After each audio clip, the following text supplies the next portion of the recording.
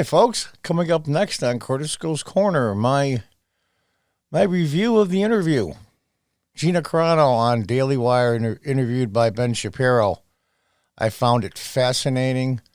I learned a lot about her, and I think it's great. And that's coming up next on Curtis Goes Corner.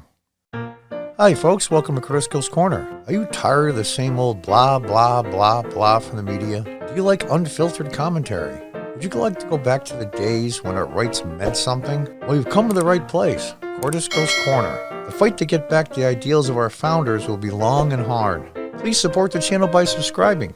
And as always, thank you for your support.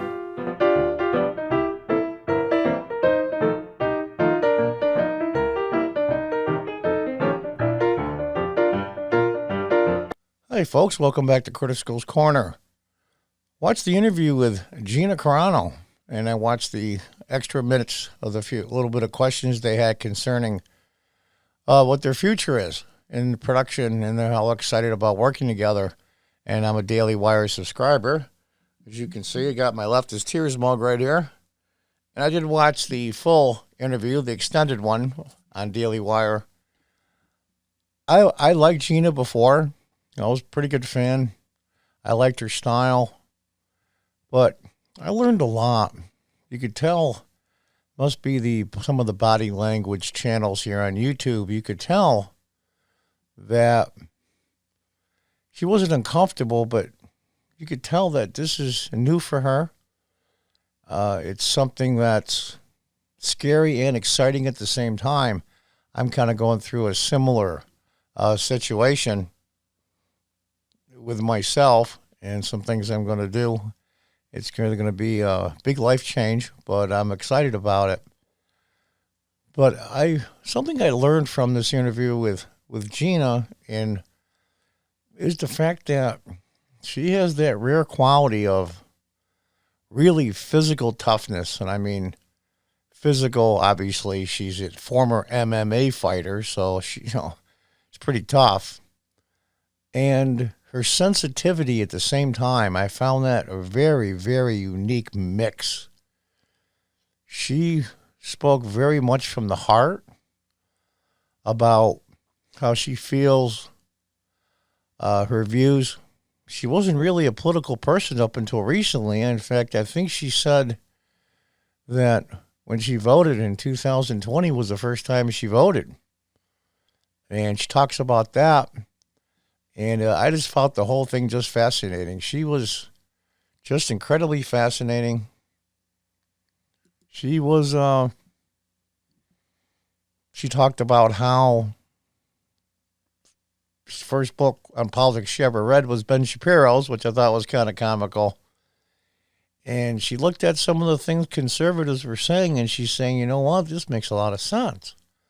This is very logical. And she went to vote for the first time. She lives in Los Angeles. Los Angeles, Hollywood, same thing to me. And she went to vote. Of course, everybody's wearing masks. And she went to show her ID.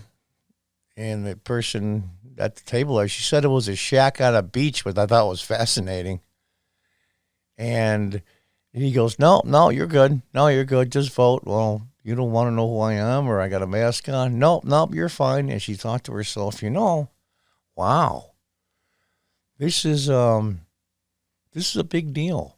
Voting is incredibly important as a constitutional republic / democracy. And your vote and how it's cast, and it's cast legally, is huge. It's everything about the republic. It's the brick and mortar of the building. And without that, the building falls down and everything else crumbles around it. Now, those are my words, not hers, but those are the feelings she expressed. And she was shocked how easily somebody just go in and say, I'm X, and she thought, my God, the voter integrity and the security, the integrity more than anything is really, really lax. What's really going on here?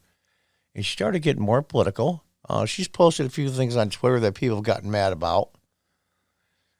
she posted that it will cut down, and I got to make sure I use the right words here on YouTube. I got to spell them, unfortunately, because we're in the first grade.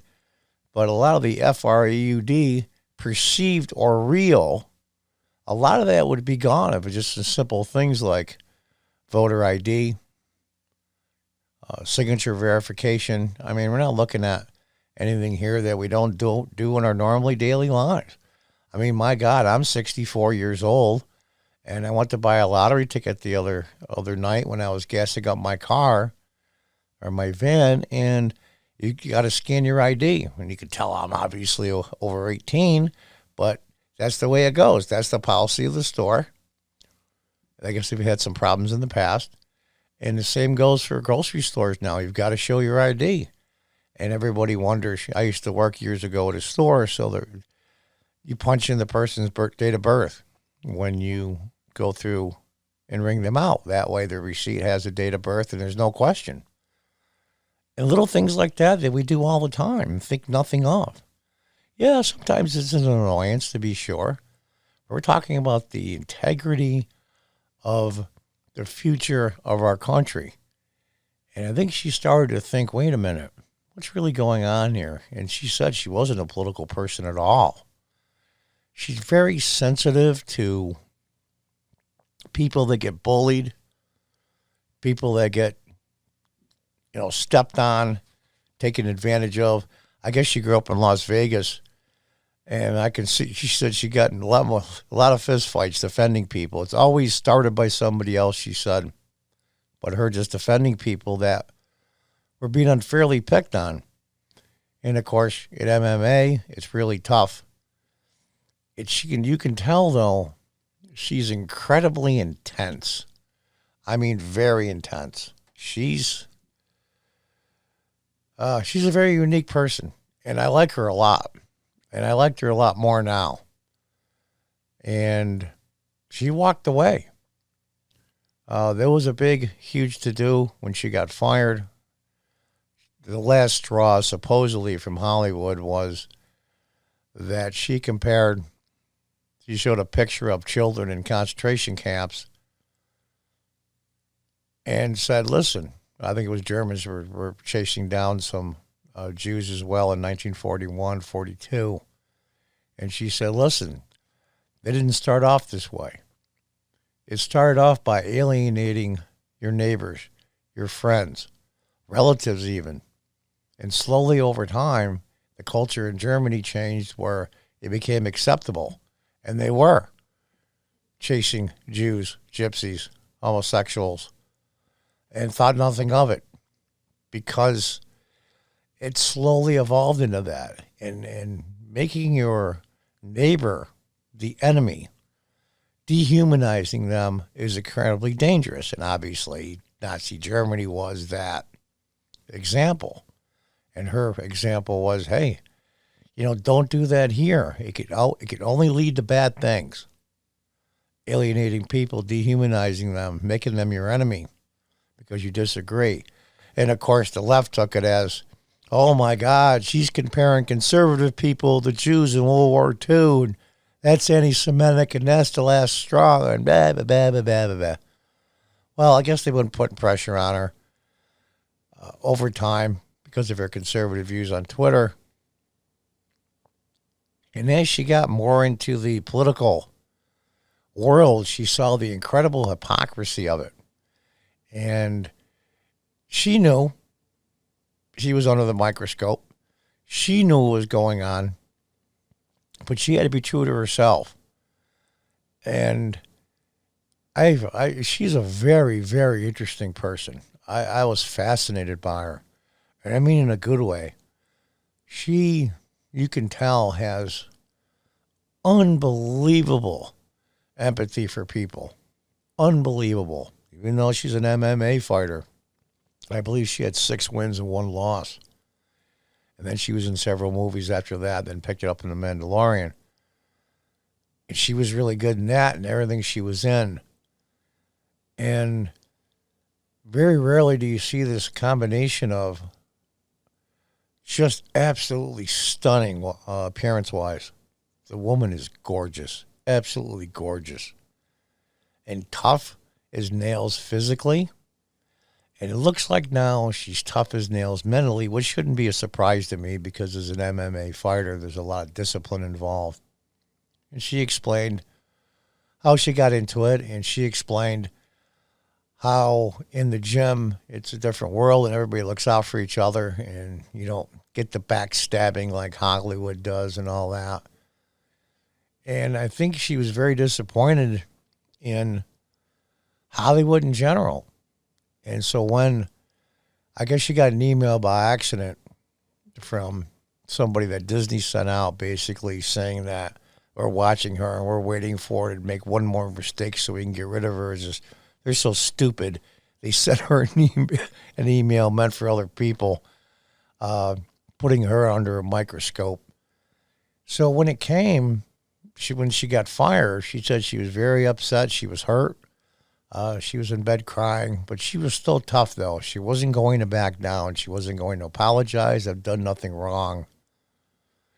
And I don't know why you're doing this to me. But it makes it sound like she makes herself out as a victim, but she's not doing that at all. And in fact, if anything, this situation with her and the Daily Wire and the production companies that just did a movie, Run, Hide, Fight, which I've seen, I'll tell you, it's amazingly intense. 1 out of 100, I give that movie 89. And that's their first attempt at Daily Wire. They're new in that business. And I guess Ben Shapiro called her on the phone and said, Gina, how would you like to maybe work with us?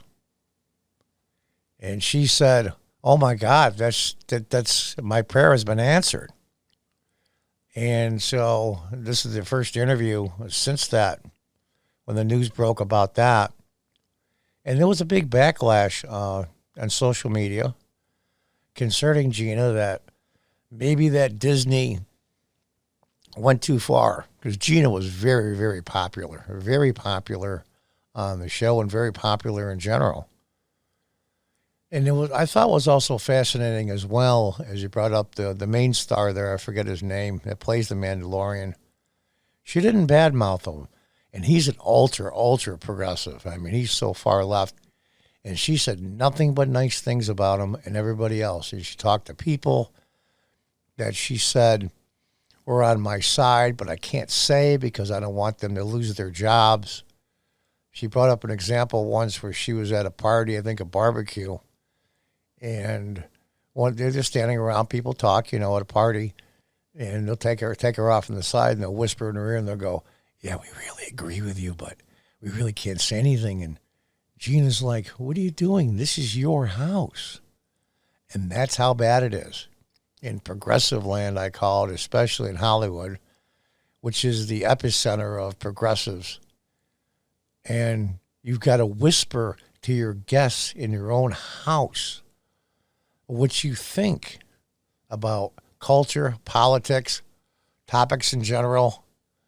I mean, raising your kids, just the things everybody talks about at parties, you have to whisper them in your own house. And she just thought that was incredibly absurd. And it was a really good interview. I got to say, though, that Ben, he kept quiet most of the time. He asked his questions, but his questions were short and to the point. And I would say probably about 98% of the interview was her, which is great. Because the interviewer shouldn't be part of the interview. He's just the question asker. But he's also at the same time is the Daily Wire that picked her up to make a movie now. They're not sure what kind yet. She's really excited. She talked about how she likes art and how this progressive monster is destroying people's lives, hundreds of thousands. I'll tell you the truth. I'm not a TV or movie star. I'm not an MMA fighter. But I've been canceled, so to speak, or they tried to cancel me. Here where I live in upstate New York, I'm a former councilman in the early 2000s. No big deal, just a small-time city councilman. And And I changed the Republican Party from Democrat. And my business, my store has been targeted. And they call it canceling people now. Of course, back then there was no name for it. This has been going on for almost 10 years. There's no name for it. Now there is. It's called canceling somebody. And how that destroys people's lives, how it takes the spirit out of them, how people have to, if you're listening to the wrong podcast while you're on your break at work, you can lose your job. I mean, how do people live like that? And she's seen it. And then it slowly started happening to her. I mean, my God, the woman is the salt of the earth, you can tell. But she's one of those people that when she believes in something, she goes all in. And I mean all in. It's just amazing to me. She's a very unique person. I find her fascinating. Absolutely fascinating. And I think if you go on YouTube, even if you're not a subscriber to the Daily Wire, I am, you got to see an extra 10 minutes. Just go to YouTube, though, and watch this interview. You can tell she was uncomfortable and she was struggling trying to articulate how she felt. And I think it's because, oddly enough, here you are, been in several movies, a hit TV show, and you're an MMA fighter. But oddly enough, she's shy, which I found fascinating. And you can tell she's one of those people that takes things to heart. You can tell she's the kind of person that when she helps somebody, she's all in. When she loves somebody, she's all in. It's all or nothing with her, you can just tell. And I was fascinated by it. In her body language at the same time as she was talking. And I'll tell you what, she's got a smile that just lights up the room. My God, I mean, too bad I'm too old now, just kidding. It was amazing interview. I got a lot out of it. I watched it twice, actually. I watched it with the audio on. Here she is smiling. I mean, she's got a smile that just light up the room. And then I turned the sound down a little bit, just turned the sound down completely, I should say, and just watched her body language. And you can tell she was uncomfortable expressing personal feelings. But she is in the spotlight, and she is fighting a huge, corrupt, and evil system that's Hollywood/progressivism. It makes the old days, younger people don't know what McCarthyism is. In the 1950s, Joseph McCarthy, a Republican senator from, I believe, Minnesota or Wisconsin, I forgot, that went on a witch hunt. And it was for looking for communists and destroyed thousands of people's lives. People were blacklisted for decades in Hollywood and in the country. People committed suicide because their lives were ruined. And basically what it's called now is canceling people. And you could tell, it deeply hurt her when that happened to other people. And now it happened to her. And she said there was some crying fits in bed, but she's tough. You can tell. She's that, like I said, rare combination of incredible sensitivity and empathy and at the same time tougher than hell. And I was fascinated by it all. I really was. I really was fascinated, so I suggest you go over and see it on YouTube. I believe it's either on Ben Shapiro's or the Daily Wire YouTube channel they have. You can find it easy enough. And take the 50-odd minutes or so. It's about 45, 50 minutes. And it's just, I was fascinated by the whole thing. I find her fascinating. And Disney, I think you effed up, guys. You effed up. I mean, why am I surprised? I mean, you guys screwed up Star Wars, for Pete's sake. I mean, one of the most amazing, if not the most just incredible franchises that ever existed. And he screwed that up. The 3 movies you came out with were garbage. The only one that was worth anything was Rogue One. And now you're putting all kinds of social justice crap in your animated films, in your regular films, in your TV shows. And there's people in your company, as Gina said in the interview, that agree with her. This is all nonsense. But they're afraid to speak up. I mean, you even screwed up Toy Story, for Pete's sake. One of the greatest franchises. I love Toy Story. It's amazing. But I guess Disney, these idiots, couldn't get along with Pixar. You see Pixar there. And they won't make it anymore. But they made 4 of them, and they're all great films. I love Toy Story. It's one of those, you can tell it's great because children and adults love it both. And you manage to screw up that franchise too. You won't make any more. It's just so disappointing.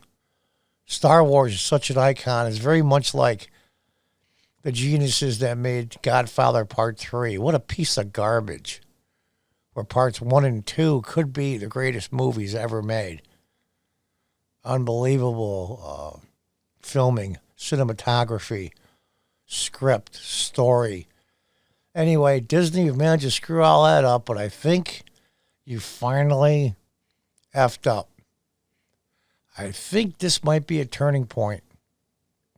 I really and truly do. It's just one of those moments that come along and you don't realize that this is the beginning of the end, but it very well might be. That people are saying is enough. Enough is enough. And I think people are starting to turn against this nonsense, and it has to start somewhere. So that's why I put up my thumbnail here for the video. Gina Carano, Daily Wire. The rebellion begins. And Ben Shapiro used that analogy and metaphor as the Daily Wire started going to producing films that aren't just propaganda for social justice, progressive nonsense, and they are just films for the art of it.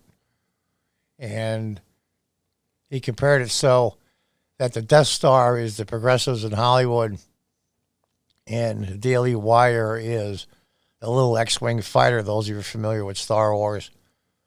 It was the X-Wing fighters that slipped in and figured out how to destroy the Death Star twice, because the Death Star was set up for a huge attack, not a little small attack by little fighters, and that was their doom. That was the flaw. And he sees the Daily Wire as the X-Wing fighter just taking on the Death Star. And it was kind of a great analogy because I'm a big Star Wars fan. But anyway, I was fascinated by it. I learned a lot about Gina. And you can tell she's a very private person. But she spilled her guts pretty good, because you can tell it's hard for people to talk about how they really feel deep down inside, especially when you have so much empathy and you're as sensitive as she is. So I thought it was great. I learned a lot. I wish her all the best in the world. I hope they make such great films that Hollywood goes to crap, and then the normal people can start over again and pick up in Hollywood, because Hollywood, between TV and movies, has so much influence on the culture in the country. And I'm afraid that they're going down a road that would only lead to bad, bad things. So I give kudos to Gina for having the courage to say, no, I'm not going to play your game. I'm not going to pretend. I'm not going to lie and apologize and look over my shoulder every 5 minutes or look with a knife in my back. I'm fed up with it. And even if he asked me back to the show, up yours. She didn't say that. Those are my words. But good for her and good for Ben. And this is the beginning of the end, I think. And we have to stick together as conservative people and stop these people from ruining lives. And even more importantly, taking down our country and make it into something that our grandchildren and great-grandchildren will have to suffer through. And she mentioned that as well. She has 2 nieces and one on the way. And what kind of a country are they going to be left if you don't fight back? So I give her a lot of kudos. And I think she's a fascinating person. I think you'll find the interview very, very interesting. And until next time, folks, goodbye and good luck.